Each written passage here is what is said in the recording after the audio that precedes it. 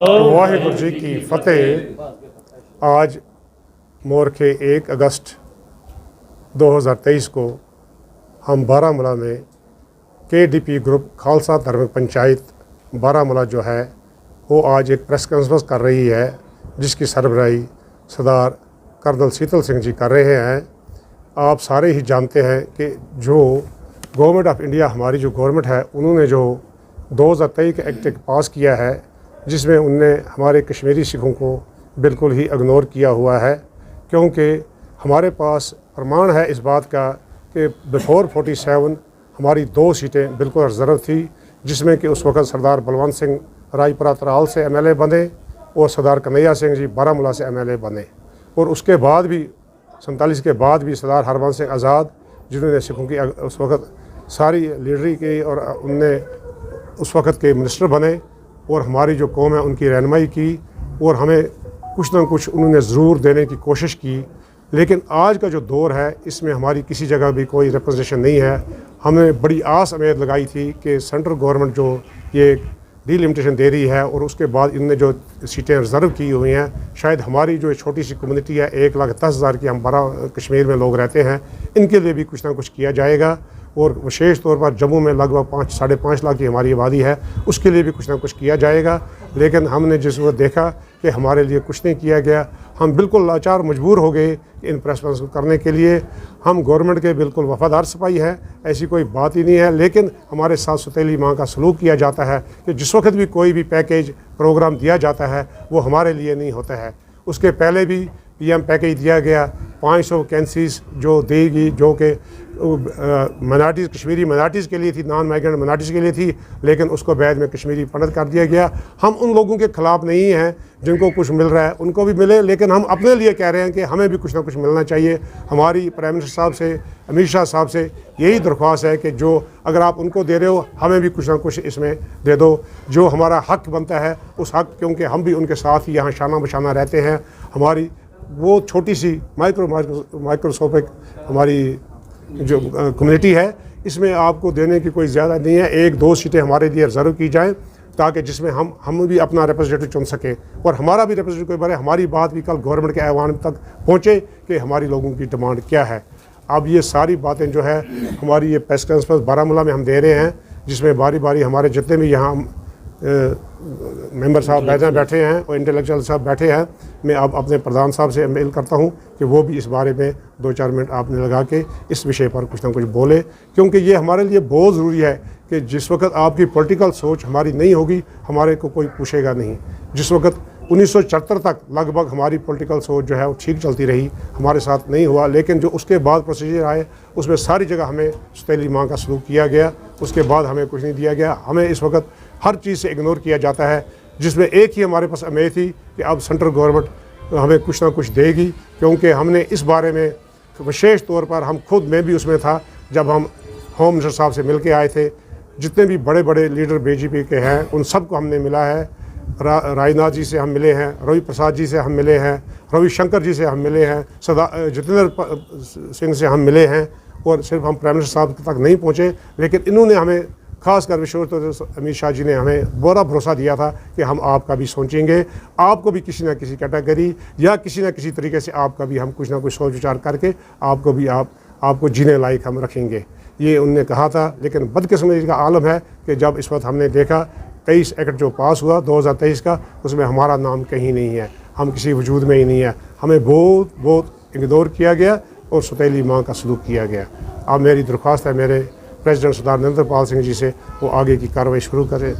वाहिगुरु जी का खालसा, वाहिगुरु जी की फतेह। वही दुआऊंगा। मीडिया वाले बखूब ये जानते हैं कि पिछले 70 साल से जब भी मरकज़ की तरफ से कुछ दिया गया, उसमें जो हमारी माइक्रोस्कोपिक कमेटी है या कम्युनिटी है उसको इग्नोर किया गया। आज आप देख रहे हैं कि हमारे हर एक, बिल्कुल जितने भी यहाँ हमारे लोग बैठे हैं, बिल्कुल सामने यही लिखा गया है कि हमारी कम्युनिटी को हमेशा से इग्नोर किया जाता है, और ये एक सोची समझी चाल के तहत इसमें मैं बिल्कुल कोई भी चीज़ छुपा के नहीं करूँगा, क्योंकि 47 से पहले भी ये 2 सीटें रिजर्व हुआ करती थी महाराजा के बाद। चलो और उसके बाद फिर हमारी यहाँ नेशनल कॉन्फ्रेंस की गवर्नमेंट बनी, तब भी उस वक्त आहिस्ता आहिस्ता इसको ख़त्म किया गया। बहुत सारी प्रेस कॉन्फ्रेंसेस हुई। एक ही मुद्दा है कि यहाँ के सिख को, कश्मीर के सिख को क्यों इग्नोर किया जा रहा है। हम मानते हैं कि कश्मीरी पंडितों के लिए 2 सीटें रिजर्व की गई हैं और 1 सीट उनके लिए जो मतलब पाकिस्तान जो कश्मीर रिफ्यूजी जो आए हुए हैं यहाँ, उनके लिए। हम उनके खिलाफ नहीं हैं, हम कहते हैं बहुत अच्छा है। लेकिन 47 से हमने यहाँ बहुत तकलीफ़ उठाई है। उस वक्त भी हमारी कम्युनिटी को कम से कम 30-40 हज़ार लोगों की शहादत देनी पड़ी। फिर मिलिटेंसी के दौरान भी लगभग आपको पूरा पता होगा, मैजूर नगर का मैसेकर हुआ, चिट्ठी सिंहपुरा का हुआ, और उसके बाद अनगिनत जो और लोग थे उनको कत्ल किया गया। हम भी उसी रेस में शामिल थे। लेकिन ये बदकिस्मती से बहुत सख्त लफ्ज़ों से ये कहना पड़ रहा है कि कितने डेपुटेशन यहाँ से गए, लेकिन अमित शाह से कोई बड़ा है नहीं, प्राइम मिनिस्टर से कोई बड़ा है नहीं, और यहाँ इश्योर किया जाता है कि नहीं आप वहाँ आप आइए, हम आपकी बात को मानेंगे, करेंगे। लेकिन बदकिस्मती का आलन है कि अब भी उसमें रिजर्वेशन में हमारा नाम कहीं नहीं है। पहाड़ी स्पीकिंग, ये जो जितने भी कश्मीर के लोग हैं यहाँ, मेरे ख्याल में पहाड़ी स्पीकिंग को वो ओबीसी का दर्जा दिया गया है ना, लेकिन उसमें भी हमें डिस्कार्ड किया गया। अब देखिए जितनी भी पॉपुलेशन है हमारी, ये बिल्कुल स्कैटर्ड पॉपुलेशन है, गांव में रहते हैं, कोई हमें भी नहीं बसने देता था शहरों में, लेकिन अब कुछ साल हुए जिसकी वजह से हम, लेकिन वहाँ भी हमें बिल्कुल इग्नोर किया गया। लेकिन हम गवर्नमेंट को वार्न करते हैं, अगर आपने इस पर गौर नहीं किया तो शायद हमें मजबूर होकर कुछ और बहुत सख्त कदम उठाने पड़ेंगे। मैं मीडिया पर्सन से भी ये बात कहता हूँ कि नहीं, इस वक्त जो बात हमारे साथ हो रही है वो आप भी इसको पुरजोर लफ्ज़ों में इसी तरीके से मीडिया में दे दें, प्रेस में दे दें, लोगों तक इस बात को पहुँचाएँ कि ताकि ये जो हमारी डिमांड है इसको पूरा किया जाए। बहुत बहुत शुक्रिया। जनरल सेक्रेटरी सरदार तेजपाल सिंह केडीपी और सरदार नरेंद्र पाल सिंह प्रेसिडेंट केडीपी के हर एक वोट को सेकंड करता हूँ, क्योंकि उन्होंने जो बातें कही वो बिल्कुल दुरुस्त हैं। लेकिन जो मैं कहने जा रहा हूँ वो किसी फैक्ट्स में पर बात करूँगा, क्योंकि ये डिस्क्रिमिनेशन क्यों हुई उसके बारे में बात करना चाहूँगा। जो लेटेस्ट रिकॉर्डेड पॉपुलेशन है हिंदुओं की कश्मीर में, वो है 1,72,690। उसमें हिंदू लोग भी हैं और पंडित लोग भी हैं। ये कश्मीर की पॉपुलेशन है। जो रिकॉर्डेड सिख पॉपुलेशन है वो है यहाँ पर 70,000 सिखों की, 70,000। अच्छा, अब जो 1.5 लाख रिकॉर्डेड जो है सिख पॉपुलेशन वो है जम्मू में सिखों की, टोटल बन गया 2,20,000। ठीक है। अब जो पंडितों की पॉपुलेशन है वो है 1,72,000 सिर्फ कश्मीर में, ओनली कश्मीर। अगर हम पॉपुलेशन के हिसाब से देखें, जो पंडित लोग हैं वो सिर्फ कश्मीर में रहते हैं, उनकी पॉपुलेशन हिंदुओं को निकाल के तकरीबन 1.5 लाख रह जाएगी। 1.5 लाख पॉपुलेशन के लिए जो सिर्फ कश्मीर में रहते हैं उनको 2 सीटें, और जिनकी 2,20,000 जम्मू कश्मीर में पॉपुलेशन है उनके लिए कुछ भी नहीं। क्या ये डिस्क्रिमिनेशन नहीं है? टोटली डिस्क्रिमिनेशन है। और अगर मैं एरिया के हिसाब से बात करूं, कश्मीर लोग सिर्फ कश्मीरी पंडित सिर्फ कश्मीर में रहते हैं, उनका जो एरिया कवर्ड है वो सिर्फ कश्मीर में है। लेकिन सिख लोगों का जो एरिया कवर्ड है वो कश्मीर में भी है और जम्मू में भी है।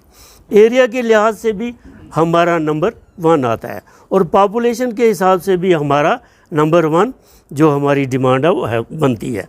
और जो अगर इकानमी की बात करूं मैं, इकानमी के हिसाब से, एजुकेशन के हिसाब से, पंडित लोग हमसे एजुकेशन में बहुत आगे हैं। मैं अगर आप भाई साहब के साथ एक बात शेयर करूं, शायद बुरा आपको लगे या अच्छा लगे, मैं बोलूँगा ज़रूर।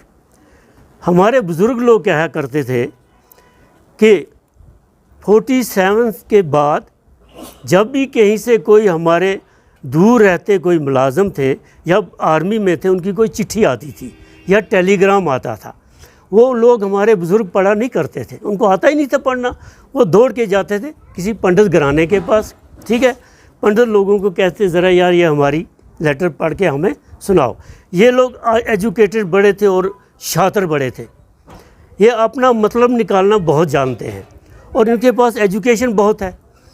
ये क्या करते थे, अगर कोई मुसलमान जाता था उसको कहता था मालिया सिकरजी आखूँ गो मैं 2 घंटन पत वो तो मैं सारी चीज़ यथ वनित क्या यथ मज तो ताम थर्जी ये डूर खनित।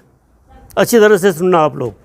सिख लोग जाते थे, उनको कहते थे क्या, ओ महाराज आप एक करना पानी की 2-4 बाल्टी और ये कपड़े धोने हैं, ये मेरे बीबी जो है इसके ये कपड़े शपड़े धो के रखना, मैं 2 घंटे में आया आपको सब कुछ बता दूंगा इस चिट्ठी में क्या लिखा है। ये हमारे बुज़ुर्गों ने ऐसा हमें बताया। लेकिन एक रेवोल्यूशन आया 71 का, लैंड टू टिलर, उसने मुसलमानों को जगाया, आप माने या ना माने, जिसकी वजह से मुसलमानों लोगों में एजुकेशन आई, सिख लोगों में एजुकेशन आई और एजुकेशन की बिना पर उन्होंने अपनी कोई पोजीशन बना ली। लेकिन अगर मैं बात करूं कश्मीरी पंडितों की, उन्होंने हम लोगों को एजुकेशन में पढ़ाया लेकिन आगे हमें निकलने नहीं दिया। इट्स ए फैक्ट, बिल्कुल, जो हमने सफ़र भी किया है इसके बारे में। खैर होगी ये बात। अच्छा, अगर मैं इकॉनमी की बात करूं, इकॉनमी में पंडित लोग हमसे बहुत आगे हैं। अगर आप उनकी प्रॉपर्टी देखें मिलिटेंसी के दौरान बाद कितनी उन्होंने जमा की है, और यहाँ के सिख लोगों को देखें उन्होंने कितना बनाया है, हम कहीं उनके सामने स्टैंड नहीं करते हैं। फिर उनको फ़ायदा, फिर उनको रिजर्वेशन। और इससे अलावा अगर मैं सेक्रीफाइसेस की बात करूँ, सिख लोगों की मैक्सिमम सेक्रीफाइसेस हैं 47 से लेके आज तक, उसको भी इग्नोर किया गया, दिया किनको, पंडित लोगों को। अब मुझे डर लगता है यहाँ पर, डर क्या लगता है, मणिपुर में क्या हुआ। मणिपुर में 2 कौमें हैं, एक है कुकी और दूसरा है मैथी। कुकी लोग जो हैं वो ट्राइबल एरिया में रहते हैं, पहाड़ों पर रहते हैं, उनको ऑलरेडी शेड्यूल ट्राइब का दर्जा दिया गया है। जो मीठी लोग हैं वो हिंदू लोग हैं और जो कुकी लोग हैं वो क्रिश्चियन है ज़्यादा। मीठी लोग जो है अर्बन एरिया में रहते हैं, उनको इन्होंने अब दे दिया ये स्टेटस, ट्राइबल स्टेटस, क्योंकि वो हिंदू लोग हैं। क्यों दिया? क्योंकि उनको वहाँ से सीटें 2-4 आ जाएंगी। लेकिन वहाँ गड़बड़ क्यों उठी? जो कुकी लोग हैं वो कहते हैं नहीं जी ये तो हमारा हक था, हमारा हक आपने इनको क्यों और दे दिया, हमारी तो बांटा गया सारा कुछ। वहाँ पर एक बहुत बड़ा एक चल रहा है, जो आपको सबको पता है, न्यूज़ पर आप देख रहे हैं, इतना बड़ा वहाँ पर तूफ़ान चल रहा है। इसी तरह गुजर बकरवाल की बात ले लें, पहाड़ी लोगों को इन्हें ST शेड्यूल ट्राइब दे दिया, गुजर लोग, गुजर बकरवाल लोग उठ खड़े हुए हैं, नहीं जी हमें भी दे दो। क्या वो गलत हैं? अब यहाँ पर क्या हो गया, अब पंडित लोगों को इन्हें सीटें दे दी, हिंदू सिखों को नहीं दिया। यहाँ भी एक इन्हें वेज क्रिएट कर दिया। मुझे तो यही लगता है हिंदू और सिखों में एक वेज क्रिएट करने का एक तरीका है। मुझे लगता है कि आइंदा जो यहाँ पर जो हालात वो बिगड़ जाएंगे अगर गवर्नमेंट ने ऐसे हम लोगों को कहीं रिजर्वेशन ना दिया। इससे अलावा एक बात और हमने जो डिसाइड की है कि अगर हम लोगों को कश्मीर के और जम्मू के सिख लोगों को रिजर्वेशन नहीं दी गई इस रीऑर्गेनाइजेशन एक्ट के तहत, तो हम बहुत जल्दी डिस्ट्रिक्ट लेवल पर प्रोटेस्ट मार्च करना शुरू कर देंगे, वैली लेवल पर प्रोटेस्ट करना शुरू कर देंगे, और उसके अलावा हम दिल्ली भी जाएंगे, जिसका हमने सारी जितनी भी यहाँ ऑर्गेनाइजेशन है उनके साथ मिल के फैसला लेंगे। और हर कोई ऑर्गेनाइजेशन चाहती है कि इसके बारे में बहुत सख्त जो है स्टेप लिया जाए, क्योंकि हम लोगों को माइनॉरिटी की स्टेटस की बात आई तो नील, एम्प्लॉयमेंट रिजर्वेशन की बात आई तो नील, पंजाबी लैंग्वेज की बात आई तो नील, पहाड़ी स्टेटस की बात आई तो नील, लोकल माइग्रेशन की बात आई तो नील। लोकल माइग्रेशन की एक बात कहूँ मैं, ये कह रहे हैं कि लोकल माइग्रेशन हम नहीं देंगे। श्रीनगर में, जवाहर नगर में, हब्बा कदल डाउनटाउन एरिया से कुछ हिंदू लोग, पंडित लोग, उनको लोकल माइग्रेशन मुफ्ती सीद के वक़्त में दी गई और जो आके जवाहर नगर में बसे हुए हैं, दैट इज़ ऑन रिकॉर्ड। उनको जब लोकल माइग्रेशन में लिया गया, क्या सिख लोग जो गांव से या बडगाम से आके बारामूला में कैंप लगा, इधर श्रीनगर आके कैंप लगा के बैठे हैं और किराए पर रह रहे हैं, क्या उनको हक नहीं है? ये एक इनकी वाकई, जिस तरह मेरे प्रेसिडेंट साहब ने कहा, ये एक समझी सोची इनकी साजिश है ताकि सिख कौम को कमज़ोर किया जाए, सिख लोग जो हैं मजबूर हो जाएं। इनकी इकोनॉमिकल कंडीशन ऑलरेडी ख़राब है, इसको और ख़राब किया जाए ताकि ये किसी जगह ना के लायक ना रहे। मैं आज अपने सब सिख लोगों को ये अपील करता हूँ कि आप लोगों को एक प्लेटफार्म के नीचे आना पड़ेगा, और ये मेरी आपकी अर्नेस्ट रिक्वेस्ट है, एक प्लेटफार्म। क्योंकि हमने देखा है जितने भी हमने मेमोरेंडम दिए हैं, कहाँ मनमोहन सिंह जी से लेके होम मिनिस्टर तक जो आज के हैं, उनके तक हमने जो भी उसमें हमारी सेम डिमांड्स हैं, सिमिलर डिमांड्स हैं, कहीं कोई गलत डिमांड नहीं है। यही डिमांड है, वो भी लिखता है, वो भी, लेकिन सुनता कोई नहीं है। अब हमने सब को रिक्वेस्ट करते हैं कि एक प्लेटफार्म पर आके हम लोग ये प्रोटेस्ट मार्च शुरू करें, हर डिस्ट्रिक्ट लेवल पर, वैली लेवल पर, और इवन अप टू दिल्ली। ये मेरी रिक्वेस्ट रहेगी। इतने ही वर्ड्स में आपसे कह के इजाज़त मांगता हूँ। शुक्रिया।